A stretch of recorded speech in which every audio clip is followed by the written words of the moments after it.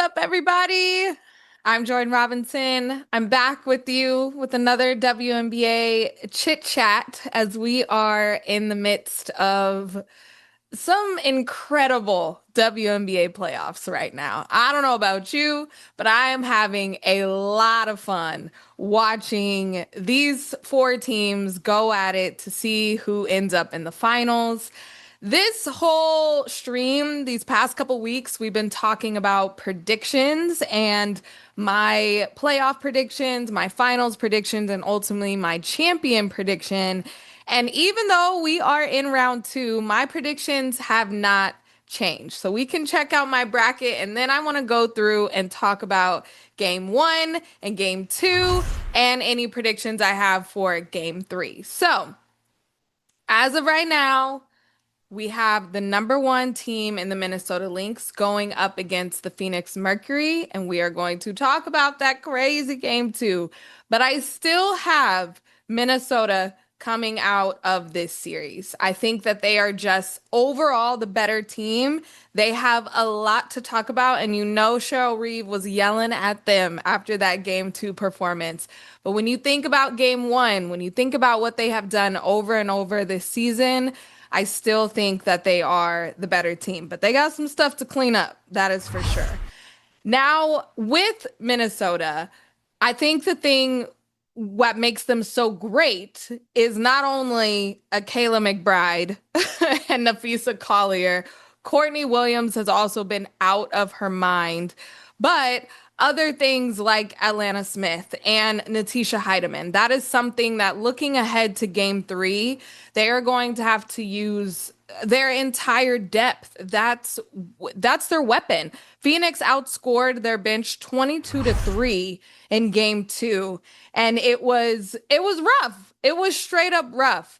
But I still like Minnesota coming out of that side. Now, when we look at what the Phoenix Mercury were able to do in that series, or in that game, in game two. First of all, what a game. What a game. An overtime game in the semifinals is extra basketball, free basketball. That's what we want. They beat the Lynx 89-83, and it wasn't just a beating because it was a 20-point comeback. They're only the fifth team in WNBA history to come back from a 20-point deficit. And honestly, you guys, and I don't know if you guys also felt this, but I was like, oh, Minnesota is running away with this. Like it might be a sweep. Like at second quarter, it didn't even look close. And then the Mercury submerged in the second half of that third quarter, and it was crazy to watch. They did everything right. I think that they were shooting the ball super well. They stopped turning it over. They started getting back to their fundamentals and what they do really, really well.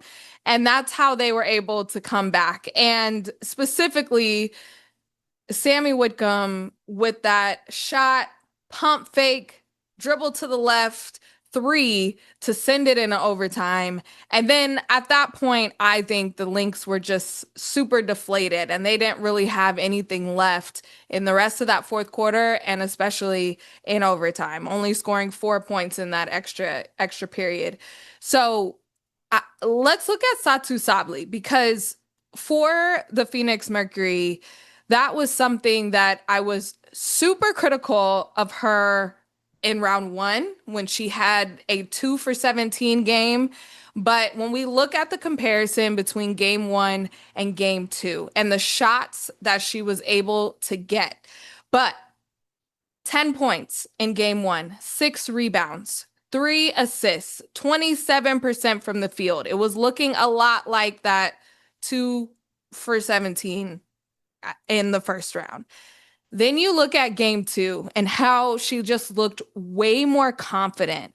24 points, 9 rebounds, 1 assist, but over 40% from the field. She was fueling this comeback. She was a huge piece into how they were able to win that game.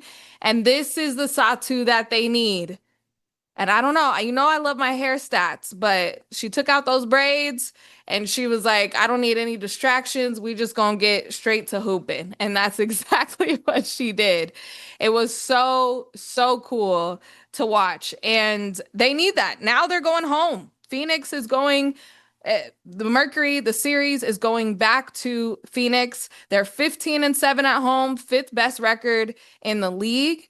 They were able to win two home games already to knock off the Liberty in round one, but they also, I have this stat, they make the second most threes in the league at home at over 10 per game. So when you saw how well they were able to shoot in that second half in Minnesota with Sammy Whitcomb, with Kalia Copper with that clutch corner three, and then also with Satu Sabli, that was a indicator of like we can shoot even better at home. So that's very, very interesting. They also kick out the Jonas Brothers for that game three, even though I love my Joe Bros.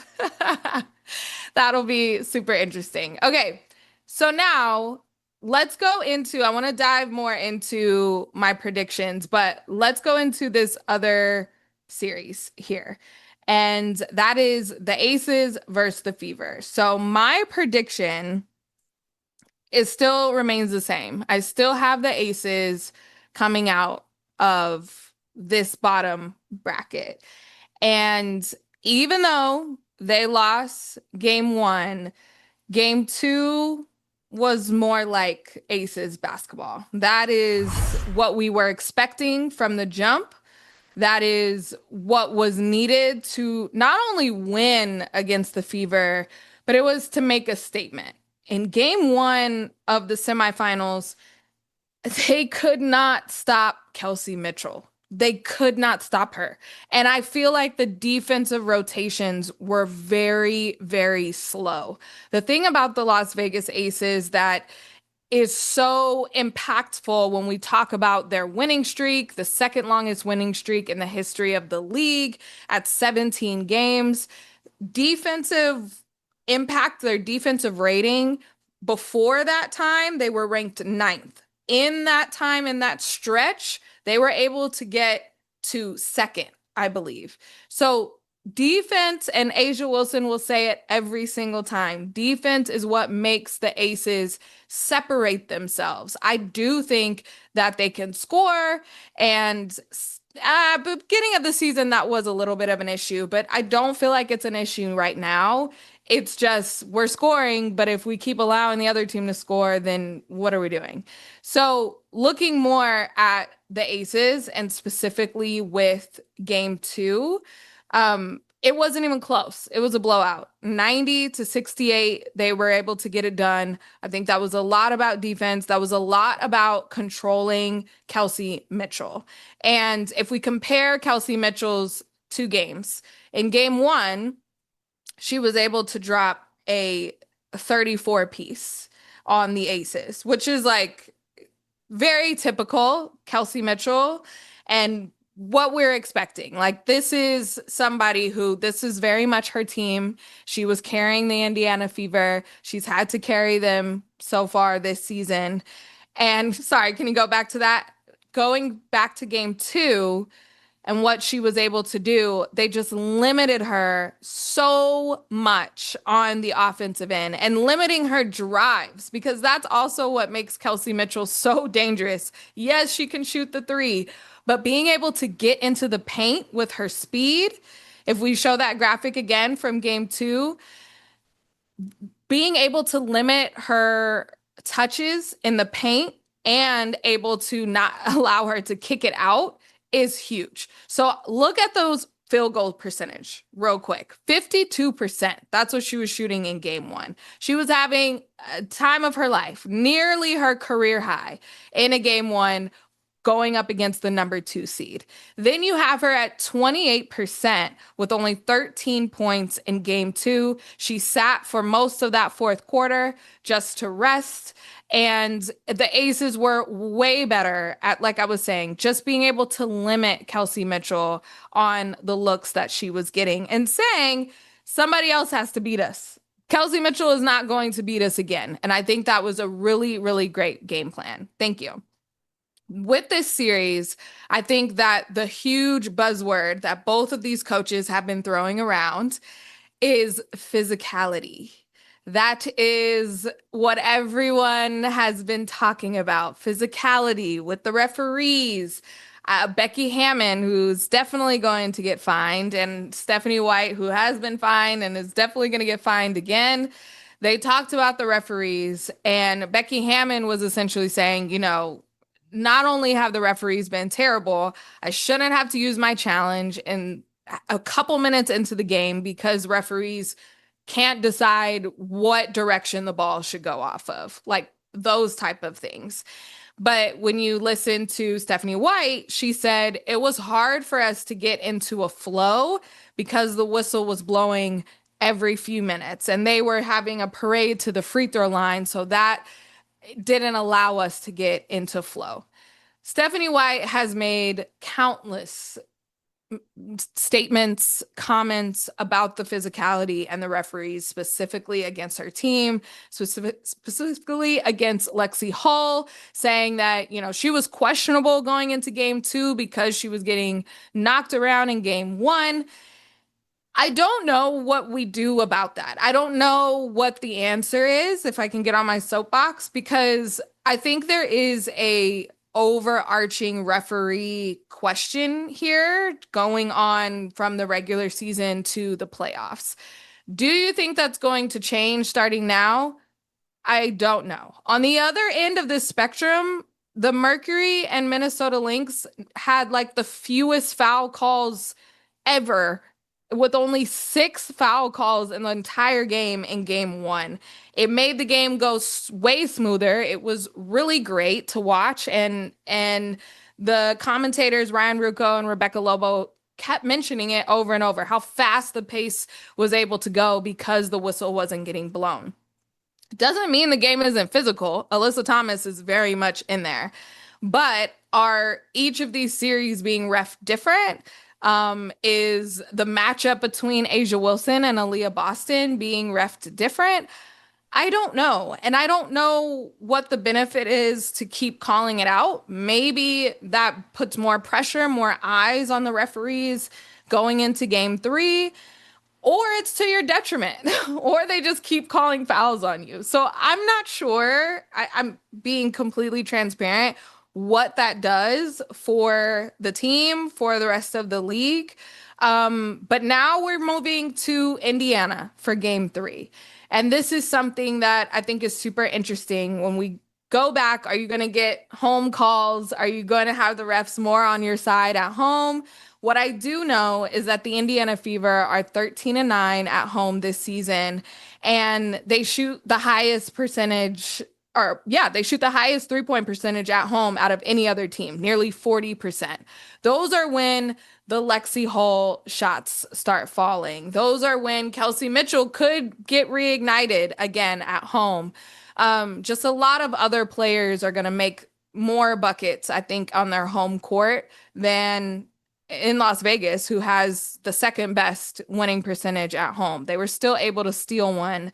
But yeah, I still have the Aces coming out of this series.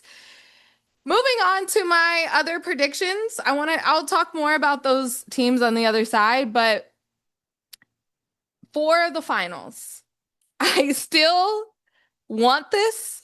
I still think that it will be the Minnesota Lynx and the Las Vegas Aces.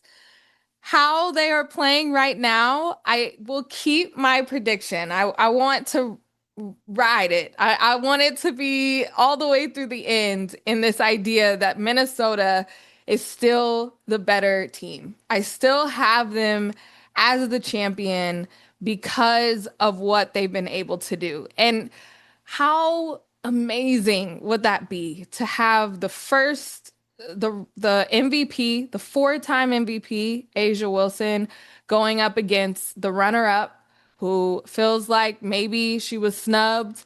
She wanted an individual award, but wanted the team trophy more. And also, may I remind you, for all my superstitious people out there like me, for the last few years, the team that has lost the Commissioner's Cup has won the championship? Huh? Huh? Remember? It was Minnesota Lynx versus the Indiana Fever in the Commissioner's Cup. The Lynx did not show up. They did not do well at all. Probably their worst shooting as a team of the whole season, but those stats don't count. Now they are, I believe, better. They have feedback. They have everyone 100% besides Dejanay Carrington. I think that is the only asterisk that I have for the Minnesota Lynx. I think Dejanay Carrington would have been a huge piece as we get later into the finals, into just these matchups, especially against the type of guards that the Aces have. I would have loved to see what Dejanay Carrington could do. She's out for the rest of the season with a foot injury, even though she missed some games with a shoulder injury. So she was just really banged up. And I saw her on the bench in the last game with crutches and a boot. So she is out for the rest of the season. But the Lynx already had enough. They were already number one in offense, number one in defense. And I think that they are going to have an incredible bounce back game in game three, and they're going to go all the way. I think this series, though, between Minnesota and Phoenix could go five. It could go five, which would be so fun. And that is another asterisk because that's going to be taxing on their bodies, on their travel schedule, on pretty much everything of being able to go five, especially if Vegas is able to end their series earlier. But the Minnesota Lynx are the real deal. The Minnesota Lynx are the real deal. Las Vegas Aces are also the real deal because they have the four-time MVP in A'ja Wilson. But I think as a team, when we talk about depth, the Minnesota Lynx are my champion. Oh my gosh. Okay, let's go to the chat. Let's see what we got. Mitchell says the Fever are taking it all. This is in all caps, by the way. Shake up the world like young Cassius Clay when he was a 7-1 underdog against Tony Liston. Okay, so now we're leaning into the physicality. This is a boxing match, according to Mitchell on the YouTube chat. I think that the Fever stunned us all by winning game one the way that they did. I think what my favorite part about this series and about what the Indiana Fever have been able to do is prop up Kelsey Mitchell. Kelsey Mitchell is the real deal. She is one of the best players on the planet. And if anything comes from this deep playoff run, her 34 points was the best showing for a player the first time they were in the semifinals. This is her first time this far into the playoffs, and she's showing everybody why she is the real deal. Yes, she had a down game in game two, but I don't think that's going to continue. It's going to be how can Aces shut down everybody else around her, and including her, because they can't let her go off for 40. They can't let her get a 40 piece. I appreciate your confidence in the Fever. I just have a little more confidence in the Aces. That's where I'll say. That's where I'll say. Let's see. The Mercury are putting up a fight. Winsome. Yeah, I agree with you. The Mercury, I mean, how fun was it to see Alyssa Thomas and Nafisa Collier jawing at each other? They were saying AT is about to get kicked out on Arrival because she talking to the owner like that. It was so fun though. You don't see Fee get that flustered. When Fee had the chance to win the game at the buzzer at the end of regulation, she went to her sweet spot. I thought for sure it was down. But AT was guarding her and they were John after that shot. They were John all game. It has been so much fun to watch these two, which AT is third most MVP votes. Incredible season by both of those players. They want it so bad. They want it so badly. And it has been a dogfight to see them go at each other. I also heard a stat during the broadcast. I haven't been able to fact check it or see it myself, but the ESPN broadcast said that Alyssa Thomas and Nafisa Collier have guarded each other more than anybody else. Like this matchup is personal and they are so familiar with each other. And I think that makes it just that extra special. Francel, hey Jordan, I know you got the Lynx advancing, but don't you feel Phoenix has the momentum right now? Also, congrats. Thank you. So I think momentum is huge. Momentum is all you really have at this point in the playoffs. That's for sure. You have momentum in an overtime win going home. But what I will say to that is that Cheryl Reeve exists. Cheryl Reeve has been the longest tenured coach, and we don't even have to get into this coaching conversation. Maybe we'll say that for next time. But she is a legitimate coach. And I think that they have watched film, they have been yelled at, and they will make those adjustments. They can't have those same scoring droughts like they did in that fourth quarter and overtime. It's just not going to happen again.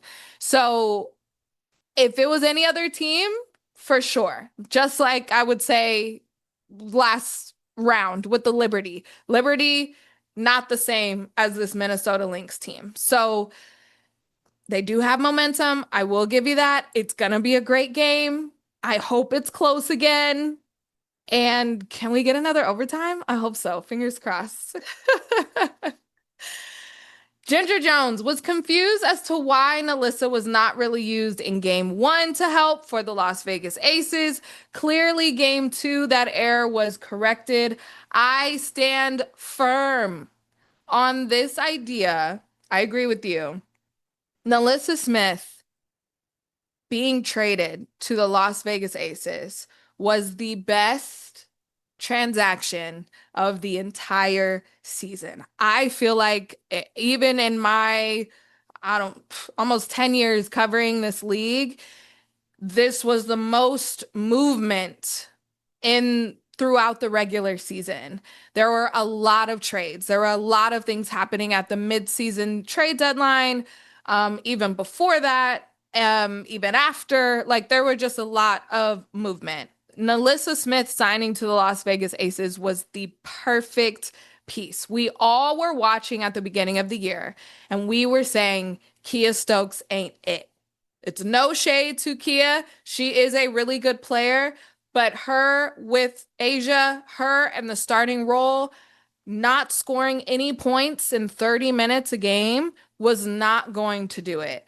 In game two, having that extra option and weapon in the paint next to Asia Wilson, having that be Nalissa Smith was proven to be a reason why she's there, a reason why this was a great decision for Nalissa Smith to come to Vegas. And it really changed their season. Like, I think that is a huge part of why the Aces are so successful. And my favorite thing is when Nalissa Smith has a good game, and then on social media, you see her with the pink wig because how could you not just you're next to and you're playing with the four-time MVP, the best player in the world, Asia Wilson. She's going to rub off on you, and you could just see her confidence, her scoring ability, finishing around the rim. So yes, that was fixed. She was not utilized enough in game one. I think she also wants to beat the Fever a little extra than anybody else because that was a team that drafted her, then traded her to the Dallas Wings. So there's a little extra spiciness there too. All right, one more. Francel, I'm not stunned by the Fever. They have been fighting like a wounded animal all season. They are conditioned to play with nothing but grit and effort at this point, and that alone can win you a game or two. I agree that with the Indiana Fever's season and with it basically in shambles and having most of their bench in street clothes at this point. Um, I think the best thing that we talk about when we talk about playoffs, and I talked about this on my podcast, The Women's Hoop Show, is pressure, right? Like who has the most pressure on them? My co-host Autumn Johnson, she was talking about all the pressure is on the defending champs. She felt like the Liberty had the most pressure to get out of the first round, which I think to a point, yes. I think a lot of the pressure is on the Minnesota Lynx, not only because I picked them to be the champion, but because of this idea that you were the best team all season long and you have to show us. The Indiana Fever, as the sixth seed in the semifinals, barely limping to the playoffs, they have no pressure whatsoever. There is no one has expected them to get this far. And Odyssey Sims said that. She said recently, we are just able to play free. Nobody expects us to win. Nobody expects us to get past this. Nobody expected us to even win game one or keep winning. So you have this freedom of movement and this freedom of expectation. And you can see that that's how they play. They have the grit, they have the energy. They have Stephanie White, who is a phenomenal coach, and she is going to keep sticking up for them in the refs conversation and anything else like that. But this whole idea that if they steal a couple more games, it makes it interesting, but it is very much the pressure is on the Las Vegas Aces to beat them because they are wounded and not at full strength. So I agree that this whole idea around pressure, the Fever have the least bit of it, and they are able to use that to their advantage and have a lot of fun with it. Um, and it's been fun to watch, I will say. Game three on both sides are going to be awesome. Let's just recap real quick with my playoff predictions. I have the Minnesota Lynx coming out of the semifinals against the Mercury. I think it is going to be such a good game. Game two was epic, one for the ages, an overtime win. Sammy Whitcomb hitting a three to tie it after they storm back from a 20-point deficit, a historic deficit, especially on the road, to send it into overtime and then ended up winning. Nafisa Collier had a solid game. Courtney Williams has been balling out of control, but they went cold the second half of the third quarter and the fourth quarter and in overtime. I don't think that we are going to get a continuance of that. We also know that typically Minnesota is a second half team. So it was very flip flop to see them excel in the first half and then disappear in the second half. That's just normally they got too comfortable. That's not what happens. It will be back in Phoenix. They kicked the Jonas Brothers off of their home court, and they are, the X Factor is going to show up. They have one of the best crowds in all of the WNBA. I think it's going to be close, but I still have the Minnesota Lynx coming out on top.